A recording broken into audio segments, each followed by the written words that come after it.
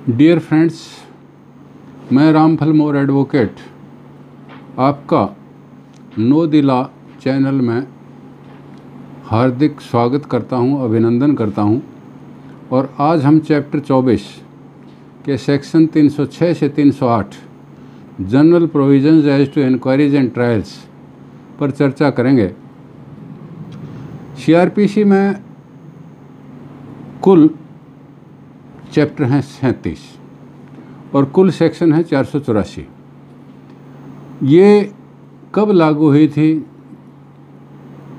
25 जनवरी 1974 को इसका नोटिफिकेशन हो गया। और अब इन सेक्शंस को जिनको हम पढ़ने जा रहे हैं, इस सेक्शन का नाम है पार्डन, अक्षमादान। 306 सेक्शन को जो है पार्डन, अक्षमादान।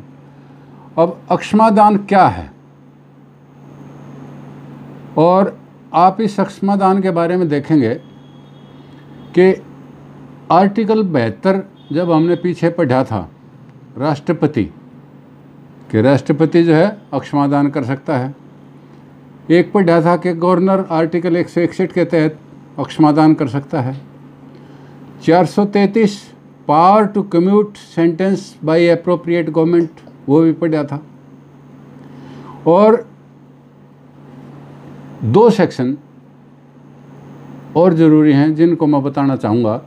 आईपीसी के सेक्शन 54 और सेक्शन 55 कम्यूटेशन के बारे में है, और 55 भी IPC commutation of sentence of imprisonment of life के बारे में है।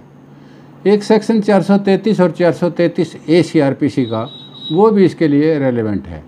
मेरा कहने का तात्पर्य ये है कि इन सेक्शंस को, इन 3 सेक्शंस को पढ़ने के लिए हमने article 72, article 161, section 433, 433 A, 114 B, section 133 evidence act, section 54 IPC, section 55 IPC, इन सब का इकट्ठा पढ़ना अनिवार्य है। यदि हम इन सब को इकट्ठा पढ़ेंगे तो ये सारी की सारी बातें क्लियर होंगी और आप लोगों को पता लगेगा कि अक्षमादान कौन कौन कर सकते हैं और किस सेक्शन के तहत और कैसे कैसे होता है। अब हम विषय पर आते हैं। इसमें 3 शब्द जो है उनके ऊपर मैं आपको बताना चाहूँगा। एक तो है अकम्प्लिस, एक है को एक्यूज्ड और एक है अप्रूवर।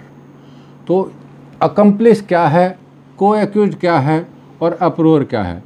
अकम्प्लिस तो वो आदमी है, an accomplice shall be a competent witness against an accused person and a conviction is not illegal merely because it proceeds upon the corroborated testimony of the accomplice. यानी ये तो इस सेक्शन के बारे में हम बता रहे हैं कि इसमें सेक्शन की क्या वो है और यहाँ पर ये अकम्प्लिस का क्या काम होगा। बाकी अकम्प्लिस क्या है?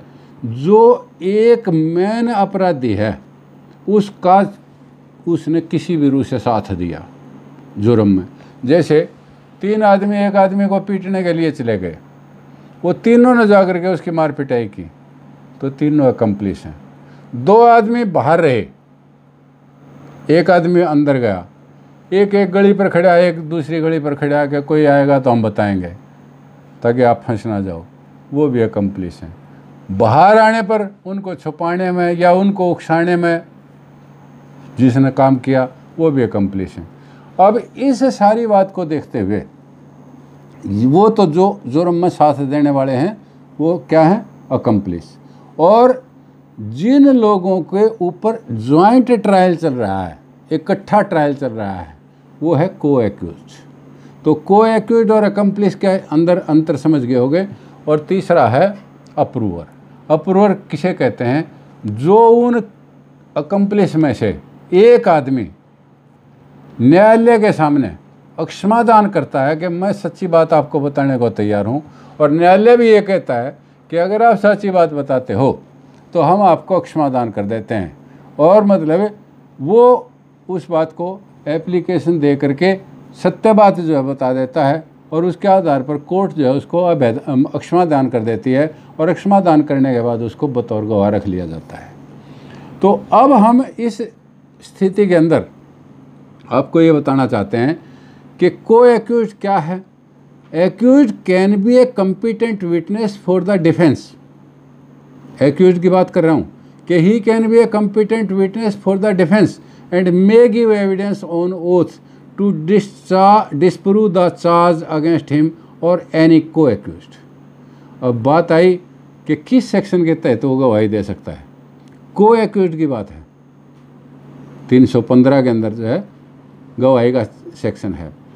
अब यहाँ पर देखेंगे कि यदि ये गवाही नहीं देता तो प्रिजम्पशन जो है उसके विरुद्ध नहीं होगी। अब सेक्शन 315(1) जो है उसके ऊपर एक अथॉरिटी मैं आपको बताना चाहूँगा। 1968 सुप्रीम कोर्ट 1393, ये Baidyanath Prasad Srivastava versus state of Bihar का केस था।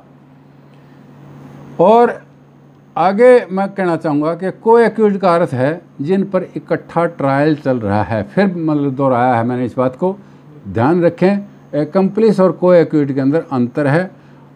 को एक्यूज का अर्थ है जिस पर इकट्ठा ट्रायल चल रहा है और एक्म्प्लिस का अर्थ है जिन्होंने इकट्ठा जुर्म किया है। यदि co-accused as witness incriminates his co-accused, the co-accused has the right to cross examine. यानी एक को एक्यूज्ड यदि दूसरे को एक्यूज्ड के खिलाफ ऐसी गवाही देता है जो उसके हितों का नुकसान पहुंचाती है तो उसको क्रॉस एग्जामिनेशन का भी हक होगा। और इसके ऊपर अथॉरिटी है 1972 supreme court cases criminal 604, Tribhuvan Nath versus state of Maharashtra. अब ये सेक्शन 306 जिसको हम पढ़ने जा रहे हैं ये किससे संबंधित है? अकम्प्लिस से। अकम्प्लिस मीन्स जिन्होंने साथ मिलकर अपराध किया। को एक्यूज्ड मीन्स जिनका ट्रायल साथ चल रहा है। अब 306 के ऊपर आते हैं, उसकी शब्द वाइज जो है देखते हैं क्या क्या लिखता है कि कोई व्यक्ति जो प्रत्यक्ष या परोक्ष रूप में जुर्म से कंसर्न रखता है या प्रीवी टू एन ऑफेंस अर्थात किसी रूप में जुर्म में सहयोगी है, उस व्यक्ति की गवाही प्राप्त करने की दृष्टि से सीजेएम या चीफ मेट्रोपॉलिटन मजिस्ट्रेट किसी भी स्टेज पर, चाहे वो इन्वेस्टिगेशन है, चाहे इंक्वायरी है या ट्रायल है, और प्रथम श्रेणी मजिस्ट्रेट इंक्वायरी और ट्रायल के किसी भी स्टेज पर। अंतरा है, इसको थोड़ा सा फिर समझेंगे। यानी चीफ जुडिशियल मजिस्ट्रेट और चीफ मेट्रोपॉलिटन मजिस्ट्रेट वो तो किसी भी स्टेज पर तीन चीज़ों में, किस किस में? इन्वेस्टिगेशन में, इंक्वायरी में और ट्रायल में अक्षमादान कर सकते हैं। और प्रथम श्रेणी मजिस्ट्रेट किस किस में? इंक्वायरी और ट्रायल में कर सकता है, वो इन्वेस्टिगेशन में नहीं कर सकता। तो ये इम्पोर्टेंट है और ये नोटेबल है यहाँ पर। तो अक्षमादान कर सकते हैं कि वह उस अपराध के बारे में और उसके किए जाने में चाहे वह करने वाले और दुष्प्रेरक यानी एबेटर के रूप में किया, उन सारी परिस्थितियों की जिसकी उसे जानकारी है उसकी सच्चाई अदालत को बताए। इस आधार पर कंडीशन है कि भाई तू हमने सच्ची बात बता दे, हम तेरे को अभेदान कर देंगे, अक्षमादान कर देंगे। तो अब ये धारा किस किस के ऊपर लागू होगी? सब सेक्शन 2 ये कहता है। तो 2 का ए क्या कहता है कि कोई भी जुर्म जो सेशन न्यायालय या क्रिमिनल लॉ अमेंडमेंट एक्ट 1952 के तहत नियुक्त स्पेशल मजिस्ट्रेट के द्वारा ट्रायबल है, यानी कोई भी ऑफेंस जो सेशन ट्रायबल है या क्रिमिनल लॉ अमेंडमेंट एक्ट 1952 के द्वारा अपॉइंटेड स्पेशल जज के द्वारा ट्रायबल है। बी क्या कहता है? ऐसा अपराध जिसकी कारावास की अवधि 7 वर्ष हो या अधिक कठोर दंड से दंडनीय कोई अपराध हो। अब तीसरे में क्या कहता है कि प्रत्येक मजिस्ट्रेट को उपधारा 1 जो ऊपर हमने कही कि सीजेएम चीफ मेट्रोपॉलिटन मजिस्ट्रेट या मजिस्ट्रेट फर्स्ट क्लास किस किस रूप से अक्षमादान कर सकते हैं। तो यहाँ पर यह कहता है कि प्रत्येक मजिस्ट्रेट जो उपधारा 1 के अधीन अक्षमादान करता है क्या करेगा? वो ऐसा करने में अपने कारण लिखेगा। कि अक्षमादान किया, उसने ये किया, जो थे वो सारे के सारे कारण लिखेगा। यह भी लिखेगा कि जिस व्यक्ति को अक्षमादान दिया गया, जिसने किया था वो स्वीकार कर लिया गया या नहीं कर लिया गया। यानी एक आदमी एडमिट करता है कि यस मैं उसमें था, या कहता है मैं नहीं था, तो ये सारी बात भी लिखेगा कि वो कहता है कि मैं यहाँ तक था, यहाँ तक नहीं था, ये मैंने किया, ये नहीं किया, वो सारी बात उसमें लिखेगा। और अभियुक्त द्वारा आवेदन किए जाने पर अभिलेख की कापी मुफ्त मिलेगी, उससे एप्लीकेशन ली जाएगी और एप्लीकेशन लेने के बाद एक उसको कॉपी दी जाएगी जो ऑर्डर होगा। हर व्यक्ति जिसने अक्षमादान स्वीकार किया, चार है सब सेक्शन 4, तो उसका क्या होगा, उसका उस मजिस्ट्रेट के न्यायालय में या बाद में होने वाले ट्रायल में साक्षी के रूप में परीक्षा ली जाएगी। यानी वो अप्रूवर हो गया। अप्रूवर के माने वायदा माफ गवाह, वायदे के अनुसार उसको माफ़ी मिल गई, इसको अप्रूवर बोलते हैं। तो 3 शब्द यहाँ पर आए, अकम्प्लिस आया, को एक्यूज्ड आया और अप्रूवर आया। तो ये क्या कहा कि उस मजिस्ट्रेट के न्यायालय में या बाद में जिसमें ट्रायल हो रही है, साक्षी के रूप में उसकी गवाही होगी। अगला क्या कहा, यदि वह जमानत पर है तो ठीक है, अगर जमानत पर नहीं है ना तो इतने तक मुकदमे का फैसला नहीं होता, वो कस्टडी में ही रहेगा, बेशक गवाह है। अब ये सेक्शन जो है 306 का 5वां भाग जो है क्या कहता है, 5 कहता है यदि किसी ने उपधारा 1 के तहत अक्षमादान स्वीकार कर लिया और उपधारा 4 में एग्जामिन भी हो गया, 1 में तो उसने स्वीकार कर लिया कि जी मैं सारी बात सत्य बताने को तैयार हूँ, मुझे अक्षमादान किया जाए, एप्लीकेशन दे दी, सब कुछ हो गया, 4 में उसकी गवाही भी होगी, तो मजिस्ट्रेट अपराध का कॉग्निजेंस जो लेगा बिना किसी फर्दर इंक्वायरी के क्या करेगा, वो करेगा कि मामले को कमिट करेगा। यदि सेशन ट्रायबल है तो कमिट करेगा, और यदि मामला सेशन ट्रायल है तो सेशन न्यायालय को कमिट करेगा, और यदि कॉग्निजेंस लेने वाला सीजेएम हो तो सेशन को कमिट कर देगा। और यदि अपराध क्रिमिनल लॉ अमेंडमेंट एक्ट 1952 के तहत नियुक्त स्पेशल जज के द्वारा ट्रायबल है तो उस कोर्ट को कमिट कर देगा। और यदि इन दोनों में से अलग कोई अपराध है तो सीजेएम स्वयं उसका विचारण करेगा। अब जो है 307, जब 306 खत्म हो गया, ये सारी बात होगी, कमिट हो गया, सब कुछ हो गया, तो 307 की बारी आई।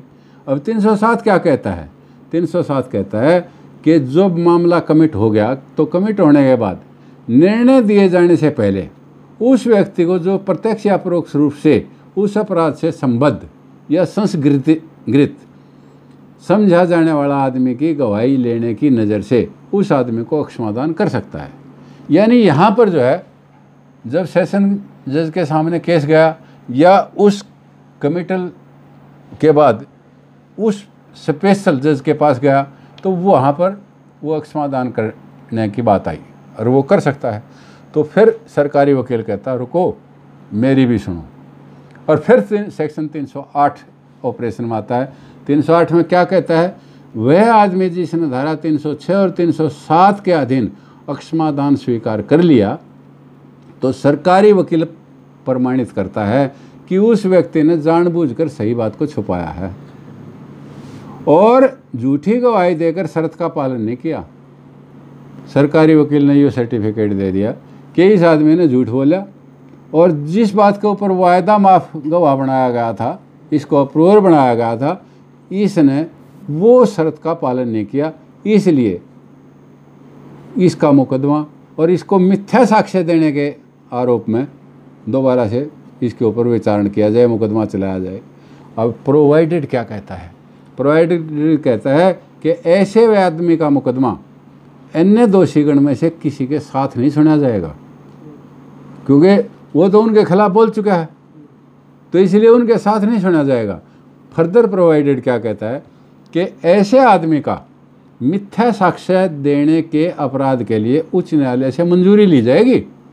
यूँ नहीं है कि सरकारी वकील ने कह दिया कि इसने तो झूठी गवाही दी है, तो यह बात जो है ऑनरेबल हाई कोर्ट में जाएगी और ऑनरेबल हाई कोर्ट से मंजूरी होगी। मंजूरी के बिना उसकी कोई गवाही मतलब उसके खिलाफ कार्रवाई नहीं। हाँ, और धारा 195 और 340 की बात जब हमने 195 पढ़ा था CRPC का, तो 340 में प्रोसीजर था, 340 से 44 तक तो वो प्रोसीजर था। और उस प्रोसीजर में क्या बात आई थी, उस सारी बात का और 195 का इस अपराध पर कोई प्रभाव नहीं होगा।